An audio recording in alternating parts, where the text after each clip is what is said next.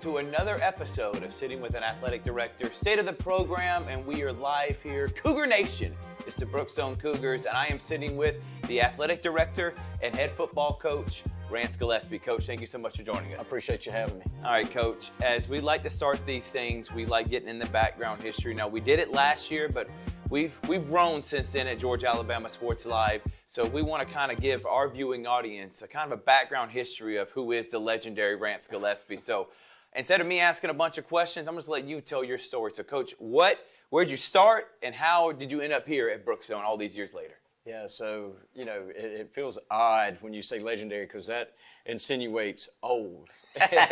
And I still feel like I'm 20-something years old. I mean, you look great, Coach. Doing this job. So, it's been a lot of fun. It really has. I think, when I was a kid coming in, in college, I made the decision that I was going to do something I was passionate about, and I had to go change my major and follow my heart and do something that I enjoyed getting up and doing every day. And right. I think that's why I'm still having fire for what I do after 30-something years of doing it. So went to the University of Georgia. That was my all-time dream since I was a little boy, was to play and be a Bulldog. Right. And got to do that. And then was going to pursue a different path. And just decided that, when I was the happiest was when I was around people that were like-minded, that I had things in common with, and so I decided to be a football coach, and followed that passion, and it took me a lot of different places. I was dead set on being a college football coach, yep. and took a job as a GA at Gardner-Webb. Very grateful for that opportunity, but I was making no money, yeah. living in a locker room, right. and wanted to get married, and and thankfully my wife loved me very much and was very patient with me and allowed me to do some things. But the one thing that she did set a standard for is that she would not marry me until I could afford to buy a washing machine and dryer. Wow. And so working at Gardner-Webb, I wasn't able to do that. Right. Decided to get into high school sports and try to make a little bit of money and get married and start a life together. And was fortunate enough that started with a guy named George Bobo in Thomasville, Georgia, and was exposed to some really good players and a high-level caliber of Georgia high school football. Right. But even more importantly than that, was exposed to good people on how to do things and do things right, and how to treat kids, and how to set standards, be demanding, but love kids. And that was what Coach Bobo was all about, what he's still all about as a person now. And right. And also it allowed me to forge some relationships that have lasted throughout my lifetime, because our quarterback was his son, which is now the offensive coordinator at Georgia, a guy yep. named Mike Bobo. Right. And then right across the county line, or a couple of counties over, there was a guy that I'd interviewed with named Sonny Smart, and his son was a junior in high school at the time, who is Kirby. And so full circle's pretty cool, right? Yeah, Coach? And then a guy that was he actually wasn't my roommate; he was my suite mate in college, was a guy named Will Muschamp. So those three guys really tied into me being able to pursue things in learning the game a right. lot, and then being able to tie in with human beings like George Bobo, and then George leaves and goes to follow Mike and follow his career. I got a chance to go work with Charles Winslet, then a chance to work with Rodney Walker, all three Hall of Fame guys, right. And just high caliber individuals. Did things differently, but there were some core things that they did the same that really, really influenced me as a coach. Right. And then at the age of 29 years old, after a grueling 8 years of figuring it all out, I had it figured out and decided that I was going to go be a head coach, which is crazy. I was young, didn't know any better, and it almost drove me out of the business, to be quite honest. Because, again, if you go back to what I originally told you, I got into it because of the relationships. Right. And when you become the head coach, everybody says that seat can be really, really lonely, and that's a fact. And I was like, I don't know if this is what I want to do for the next 20 years of my life. Right. Because it can be very lonely, and you do have to make some tough decisions. And I liked, being one of the guys and being in the locker room and, being in the coach's office and hanging out and joking. But now they're and all answering those to you, things. right? Yeah, and so it was something that I had to grow into over time. But I did. I'm glad I stuck it out. And Banks County was a blessing for me. We didn't win many games, but I learned a lot from those 2 years there. And then for whatever crazy reason, Peach County decided that they would hire me back as the head coach with a 5-15 record, which is, again, it's God, and that's all it can be. Right. Those things don't just happen. I was an assistant there, but I got a chance to go back, and that's where my career really turned. We hit a run of really good players. Again, had some quality coaches and some really good guys that I was able to go to work with every day, and we won a couple of state championships there. Got an opportunity to go back and do what I originally said I was going to do, and that was to be a college football coach. And was really ready to kind of walk in a different deal. And my wife was like, "Hey, you got to give this thing a shot. It's what you said you wanted to do originally." And so I did.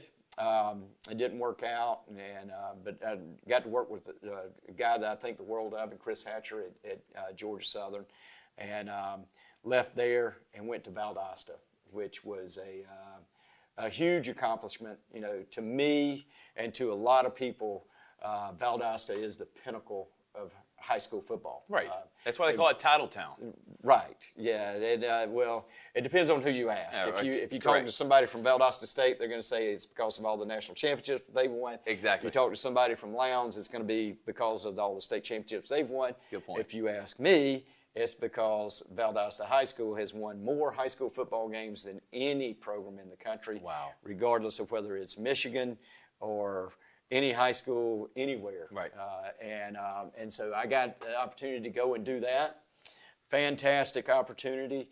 The program was not well when we stepped in, and was one of my biggest accomplishments was going there and being able to get that program headed back. And just because I think the state of Georgia and its football is healthier when programs like Valdosta, Buford, and those teams that are nationally recognized are doing well. And so really proud of the job that we did there. We were not able to win a state championship, but the year after I left, they did. So imagine that. Maybe I was getting in the way a little bit. Exactly.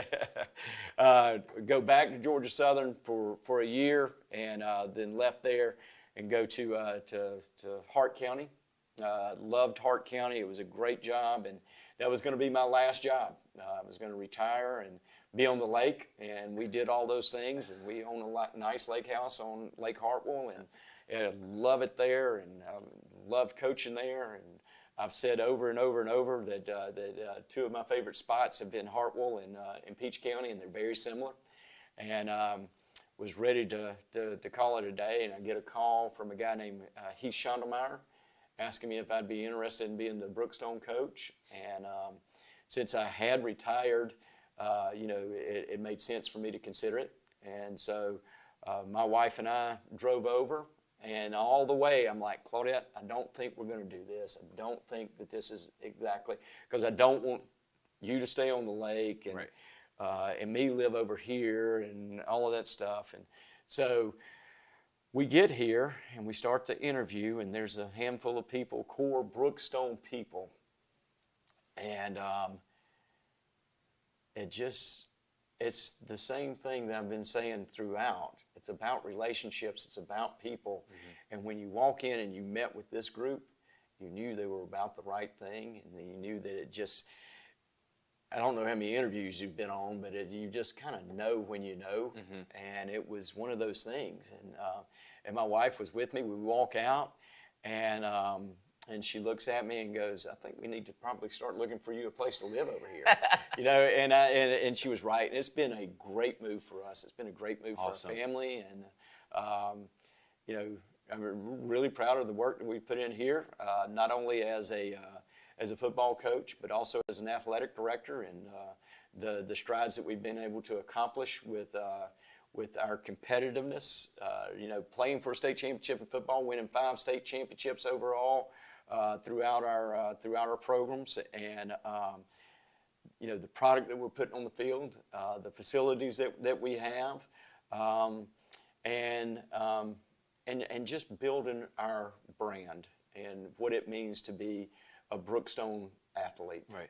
So, well, Coach, fabulous story, and I love getting it in the back history of what led you here. And there's a lot of things for the longevity and success that I want to get into. And we'll talk about the Brookstone success. Albeit in a short amount of time, you have changed the culture tremendously, and everybody can see that from the inside of the programs and on the outside looking in. But let's talk about you as a coach, though, your adaptability. Are you giving a lot of that credit to George Bobo and a lot of those guys you learned from being able to adapt? Because it seems like you adapt with the times with your offense or whatever it may be, and I feel like that's one of the main reasons why you're so successful. Do you agree with that? All right, so schematically, yeah. Okay, schematically, when I took the job with George, okay, when I started in my career, I got the job with George. I didn't take the job; I was honored to have it. Right. I was exposed to West Coast offense that was in the 1990s. Right. So this is dated, right, somewhat, but the core of it is still there, and that's what George wanted to be with Mike. And we had access to Florida State, and they were kind of doing the same thing, going through the same stuff. So that was a great resource for us. Okay, and then that kind of set me up, and then as I went through, I said, it's what I wanted to be, so I identified and I continued to study West Coast things. And then there was a guy that came into my office when we were at Peach, when I'd gone back as a head coach at Peach, named Scott Leffler. And I went up, and he was the offensive coordinator at Michigan. Yep, and it was at Auburn, too, for a short amount of time, and Temple. Yep. Right, I remember him. I think he's still the head coach at Bowling Green. Yeah. And so they were big West Coast people. And so I'll go up to Michigan 2 years in a row, study all their stuff, and they always hired somebody to come in and speak, like, the coach for the Denver Broncos helped me. Yeah, Sean Payton. Sean Payton, okay. Sean Payton was there 1 year. Alex Gibbs was there 1 year. Different people come in to speak, and I'm soaking up all of that stuff that I can get, and then talking with him, answering questions. And so it was great, and all the West Coast terminology.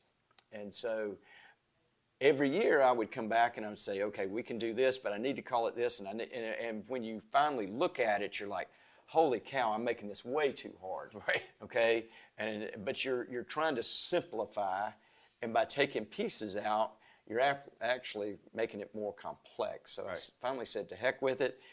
We can do this. We don't have to prepare for as much defensively. Okay? And so early on in the story, we went full-blown total West Coast and have evolved with it as we study it through each off season. And now it looks more like what you see the 49ers or the Packers or the Rams. Those are all the Dolphins now. Those are all teams that we study a lot. And the cool thing is each one of those teams kind of takes it in a little bit different direction, which, you know, if you've got a quarterback that's a big RPO guy, you would probably pick the Dolphins over the 49ers to study that all season. You know, if you're going to be a little bit more power heavy and things like that, then maybe it's the 49ers. So anyway, that's kind of how we've adapted and kind of stayed on top. And but a lot of the core stuff has been there for quite some time. Well, your acumen and your knowledge of the game is bar none, Coach. I love talking X's and O's with you, but your drive, Coach. Yeah. You've won state championships. You can say, I don't care if it was a short amount of time or not, you coach at the Division I level. All that's are accomplishments that most people will be, all right, I'm good. I don't have anything else to prove. But I feel like you're just as driven as you ever been. What is that drive that keep you motivated, to keep you, refreshed and wanting to win? Is it the winning thing? What is it that drives you, Coach? Yeah, so I will say that I feel like I am a very competitive person. Yeah. Okay. But I think there's a little bit more to it than that. I think, when I told you that I was in college, and if you look at my picture, my freshman year, and underneath it says pre-med, okay? That's what you were going to do. That's what I was going to do, and I was going to be making all of this money, and thank God we have doctors. It just wasn't for me. I did all the stuff for a year and a half and was dead on track and was on the directorate's honor roll, made good grades and all that stuff, and realized that for me, it was more about being able to relate with a group of people, okay? But listen to what I'm saying. For me, Right. for me. And when I was 21 years old, it was about me and what made me happy. And at least I was mature enough not to just chase material things and money. Right. I was able to determine this is what my passion is, okay? And chase what my passion was for me. It's still very immature and selfish. As I've gotten older, I've realized that life's not about me, that God puts us here to help other people. And so, although I am very competitive, this is not my time. It's not my team. Right. Okay? It's my kids' team. And I want to do everything that I possibly can so that they're successful, because this is what they will talk about for the next 60 years of their life. You see it all the time, Coach. Yeah. Right. So Reminiscing. I want to push. I want to get the most out of it. And yes, I'm a high motor, very driven guy. Right. But at the end, it's about the kids on this football team. And you do a great job, Coach.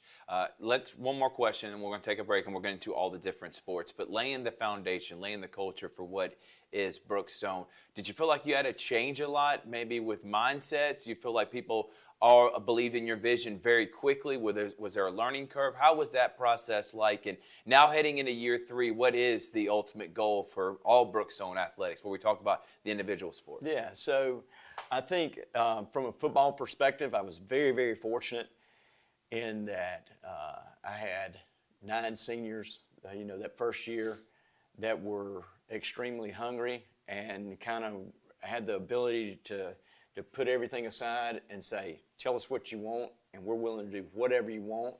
And that caused the culture, and I don't want to give the perception that it was a bad culture before Right. I got here, but it just, my culture was bought into very, very quickly thanks to those guys just jumping all in. Mm-hmm. And so often you get people that want to dip their toe and kind of say, all right, well, let's just kind of see if this works Right. before we jump off. And those kids didn't. And because you got immediate buy-in from the leaders on the football team, that culture changed really quick. And, and I do think that has been a big part of our success. I think as an athletic department, and all transparency, I think in areas we are doing a great job. In other areas, we're still growing Right. in those areas. But that's why it's a job. If it was easy and you came in and you flipped a switch, Right. then that's not real. Right, exactly, Coach. Well, we're going to take a break, and when we get back, we're going to talk about all those individual sports, and we're going to start with football and the success Coach has had here in the 2 years he's been the head football coach at Brookstone and athletic director. It's State of the Program, presented by Glenn Smith Chevrolet and GMC. We'll be right back after this. Check out these great offers at Glenn Smith and Opelika. At Glenn Smith GMC in Opelika, you can own one of the best-selling vehicles in the USA, the GMC Sierra pickup. Right now, discounted up to $15,500 off. The roomy and comfortable compact SUV, the GMC Terrain, is up to $7,750 off. Choose from over 400 new and used vehicles on the lot or on the way to Glenn Smith and Opelika. Get ready to smile. Welcome back here. Cougar Nation, Brookstone, we're live with Coach Rance Gillespie, the head football coach and athletic director of the Cougars. All right, now is a portion of the interview, Coach, that we talk about every single sport that you're having to be in charge of. And we'll start with the one that you're the head coach of, which is football. There were success in Brookstone history, if you look over. Not saying there wasn't, and the previous coach did an excellent job here, but These last 2 years, so I'm going back to your first season with those 9 seniors. You were literally an overtime away and a 4th down and 9. You know about that. I'm not trying to bring up bad memories, Coach, from making it to a state championship in year 1.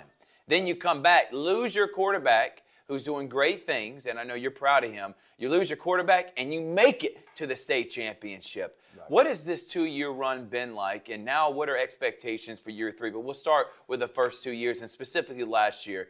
What was that run like for you? Specifically talking about last year, it was very, very rewarding. For a group of kids that started with a football team that was not very good, and to work into something that was worthy of a state championship, or at least playing for a state championship. And so often in today's culture, you see instant gratification. I mean, we have a phone that we can have instant access to anything all the time. Right. If we sit in front of a red light for more than 5 seconds, we're like, what is going on? Right. Our email doesn't go through immediately, and that bleeds over into our life. And to me, it affects, our growth as human beings. Right. And so how often do you see a football team that starts out the way we did, and they're not able to stay on track, and it derails them, and it explodes, and you just have a terrible season? But it really was refreshing. It really gave me hope that the kids that we have here are tough enough to persevere and to face some adversity, and know that if I just last, sometimes that's enough. And if I can persevere, there's going to be a reward.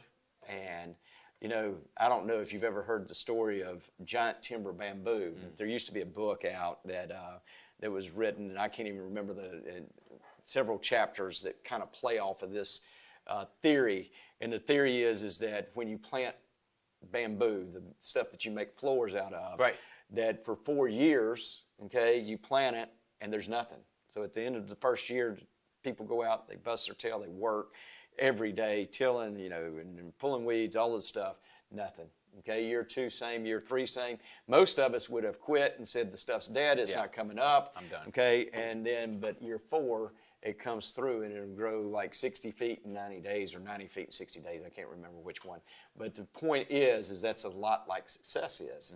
You have to invest, and success happens all of a sudden over time, and you just don't know when that all of a sudden's coming. Right. And so many of us quit before we get the ultimate package. And this team last year was just a great example of what can happen if you just stay the course and you have the ability to keep working. But, so often when we get discouraged, we say we're continuing to work, but we're just showing up. Right. And that wasn't the case for this team. No, so. And I put it into perspective for those that weren't able to cover or watch Brookstone football. I mean, you play Glenwood, who ended up playing for a state championship. And again, that game could have come down a few plays. The score wasn't indicative of the way. It was pretty ugly. You think it was pretty good? I mean, but Glen was a good football team. But again, they were good. And we were not very good at that point. And after a game like that, like you may mention, you start 0-2, Coach. Many people think your team's going to quit. I mean, what do we got to play for?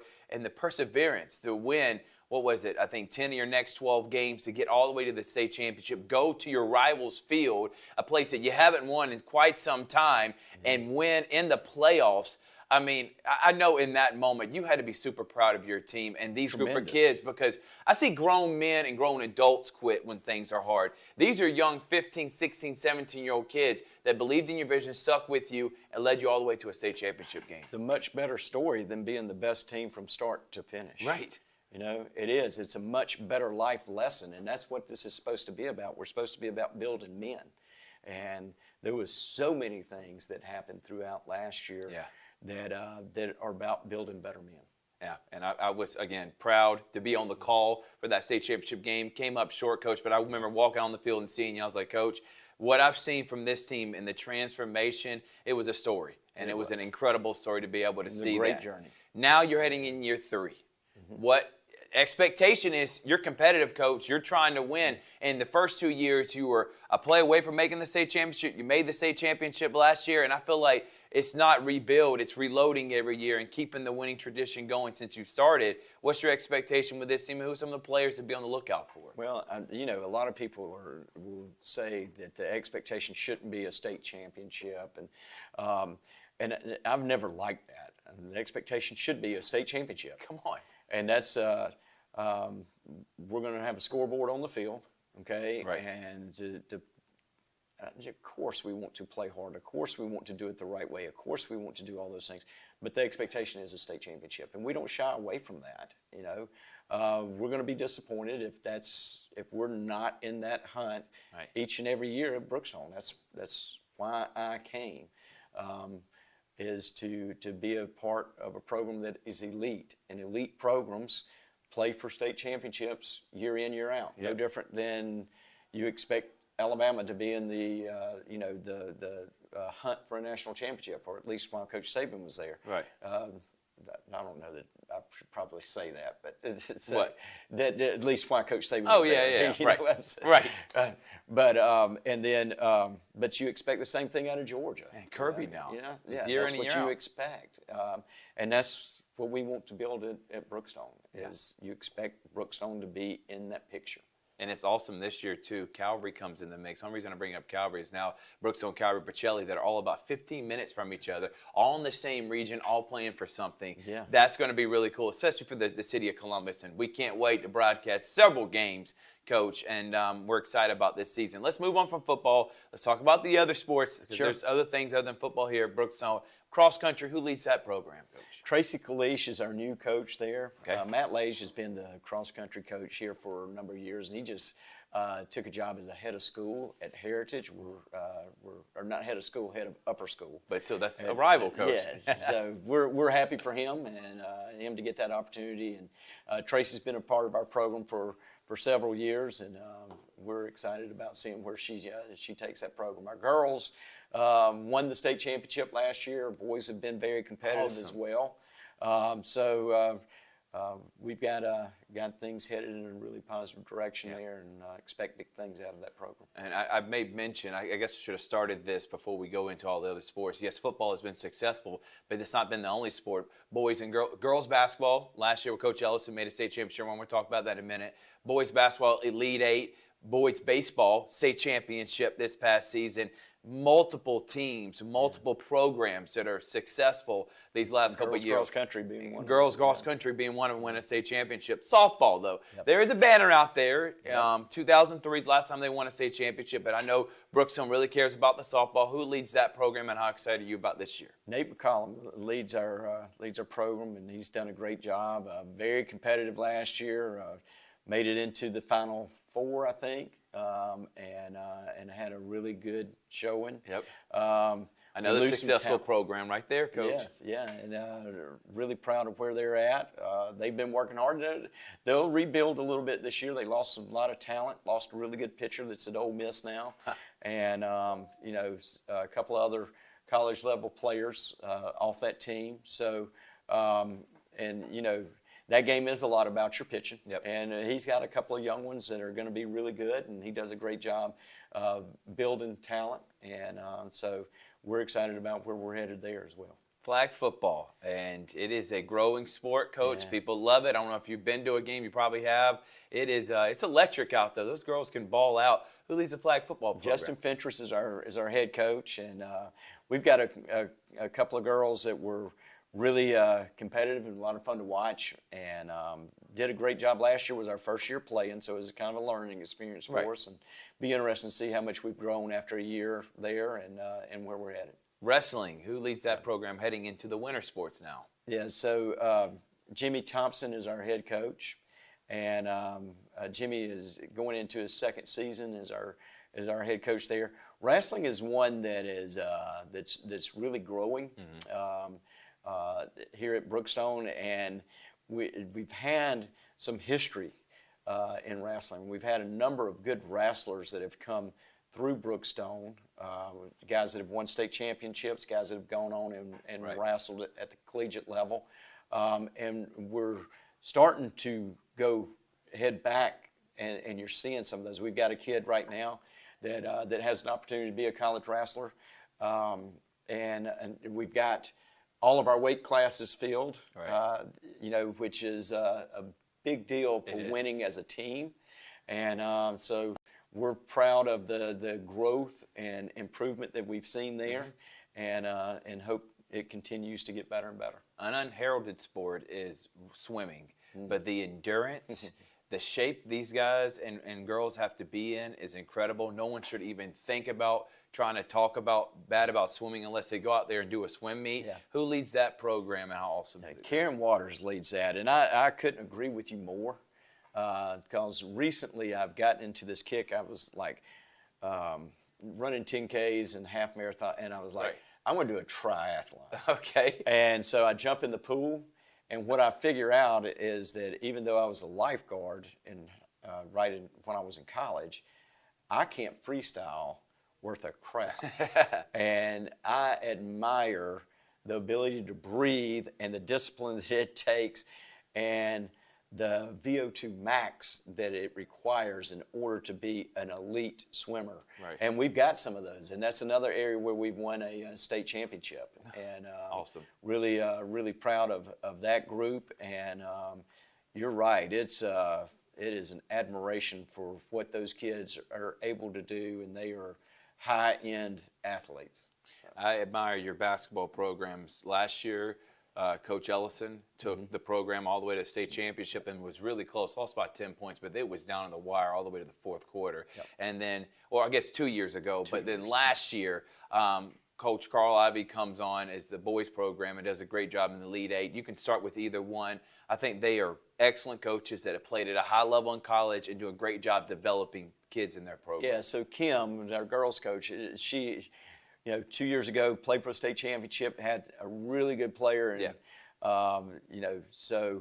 and then had to adapt and play without the elite player. And I think she showed the ability to do that this past year. And our girls were kind of like our football team. They struggled, and then they got better, and then became really competitive. Ended up winning a couple of games in the playoffs, and overall, I thought Kim did a great job running that program.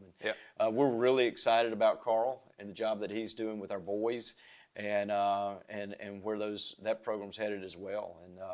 And Carl will be young again this year.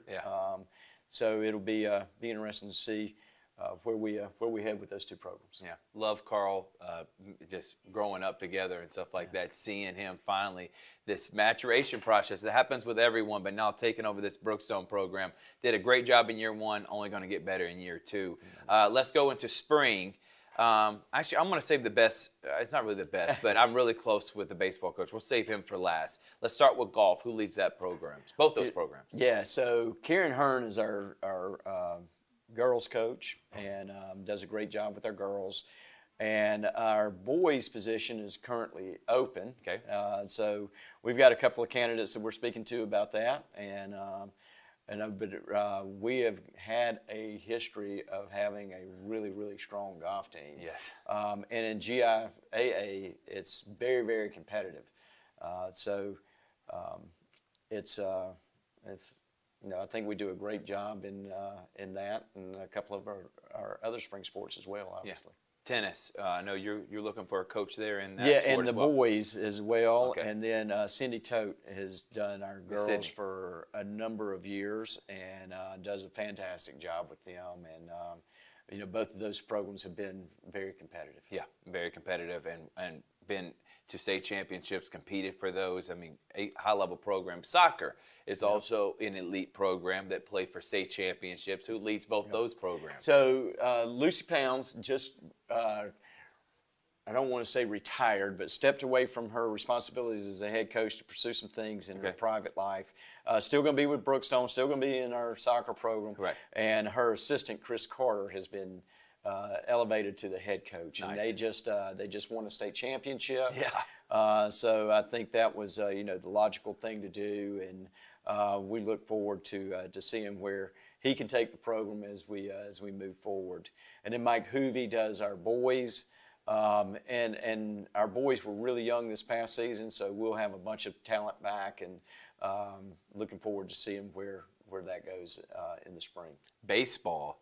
I bring this up because Greg Mathis, known him for a long time. Yeah. The guy is he's a really good guy that was a great assistant coach, just never got his opportunity. And finally it came calling here at Brookstone, and he had the best baseball program in this area, bar none. I think what they did last year and the talent that is going to the next level. So talk about what Greg Mathis means to Brookstone and how incredible a job he did in year 2 leading the program to a state championship. Well, and I think you said it best, that when you walk in the room with Greg, you can't help but like the guy. He is, he's a really likable guy, and I think that charisma and that charm lead to, his ability to be a charismatic coach and kind of capture the room when he steps in.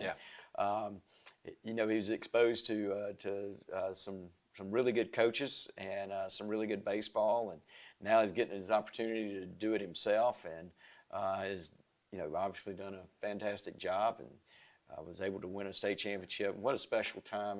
He's got a couple of sons that help him out. And for them all to do that together, I'm sure that was a special moment. It was, and now he expects big things in year 3. When, like you said, when those contender programs, you're not rebuilding, you're reloading every single year. I didn't mention track and field, so let's talk about who leads that program. Again, I commend the coach, because how many athletes, how many different events you got to be in charge of, that is a lot on your plate. Who leads the track and field program? Yeah, so I was a track coach for as long as I was an assistant coach, and absolutely have a passion for track, and again, admire what those guys are doing. Right.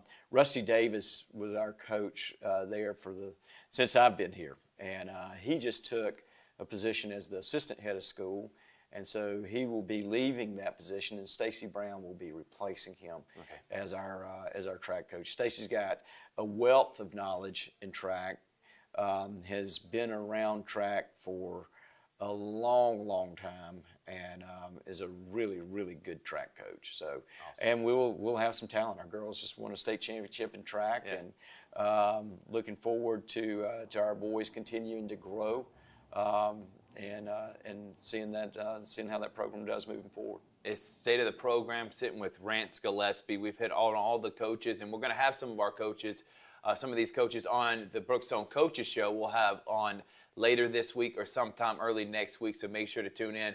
Just a few more questions, Coach. I want you to give some shout-outs. We were talking off air about Michelle Hughes that makes everything run here. I want you to give her credit, and then the principal, the head of the school, admin, you got to have a great working relationship. You all got to have the same vision. If you're working against each other, Coach, stuff like this would not be possible in winning. So talk about the people that you have to report to, and then people in this athletic office that make your job easier. Yeah. So a long time ago, when I first got into it, people talked about chasing athletes. Yeah. And people wanted to go to the jobs where all the athletes were, and then. So at some point that changed, and people started chasing administrators that were supportive, that understood the role, that understood what goes on, and there's so many things in areas where they can be supportive, and that's certainly here. Henry Howell is our head of school, and he has a background as an athletic director, so he gets it, he understands it, and you want to work for somebody that sees it as every bit as important as a math class. And I think that a lot of people were like, whoa, did he just say that athletic? And yes, I did. And not more important, just as important, that we all work in conjunction together to make the complete kid. Whether it's the math class, whether it's the fine arts, whether it's the athletics, all of us serve a role, and that's what you want to hear as an athletic director, and somebody that believes that with you. And I think that is the vision at Brookstone, is that if we do it right. And it's not, this comes first, then this, and then if you have time, then we'll do athletics. If that's the vision, then you're just not going to be very good at athletics. So you've got to have administration that supports that. He certainly does. Cindy Tote is our head of upper school. Okay. And she's just stepping into that role. She was an assistant for me for the past 2 years as assistant athletic director, so we're excited for her to get that opportunity, and she'll certainly serve a big role in supporting athletics. And again, another person that sees athletics as important. Right. And then the most important person in this office is who you said, Michelle Hughes, and that's I think if I miss 5 days, people would be like, has he been out? Right. If Michelle misses 5 days, people would say, when is she going to be back? And she makes this place happen. That's and awesome. The day ins, the day outs, all those things, she won't let me forget where I'm supposed to be. She keeps me straight, and she keeps the place running, and thank God for her, and thank God for her friendship. Yeah, I definitely had to let you have a platform to show appreciation to her. Yeah. Last thing, Coach.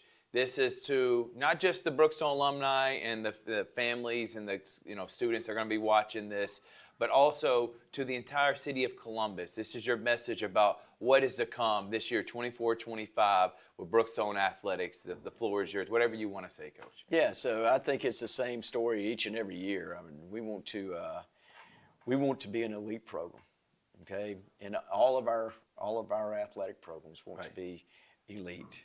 We want to do it the right way, and we want to build skills that will last a lifetime in our kids. And I think that's the story, and that's our goal each and every year is be the best, Right. do it the right way, Right. okay, and build things that our kids can take with them and that will help them somewhere in life on down the road. That's a great message, Coach. Thank you so much for sitting down with us. It's Sitting with an Athletic Director, say of the program. Coach Rance Gillespie of the Brookstone Cougars, head football coach and athletic director. Looking forward to this year, Coach, and we'll see you here soon. We're presented by Glenn Smith Chevrolet and GMC. We'll see you next time on Sitting with an Athletic Director, say to the program.